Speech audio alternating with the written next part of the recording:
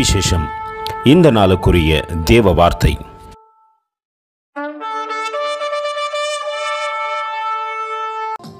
That the man of God may be perfect, thoroughly furnished unto all good works. 2 Timothy 3:17.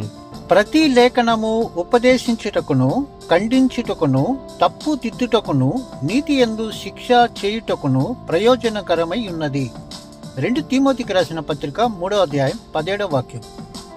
அவைகள் உபதேசத்திற்கும் கடிந்து கொள்ளுதலுக்கும் சீர்திருத்தலுக்கும் நீதியை படிப்பித்தலுக்கும் பிரயோஜனம் உள்ளவைகளாய் இருக்கிறது. 2 தீமோத்தேயு 3:17. அன்பின் தேவ பிள்ளைகளை, எவைகள் என்று யோசிக்கலாம். வேத வார்த்தைகளே. தேவன் அந்த வார்த்தையை கொண்டு தான் நம் வாழ்க்கையை மாற்றினார் என்பதை நாம் மறந்துவிடக்கூடாது.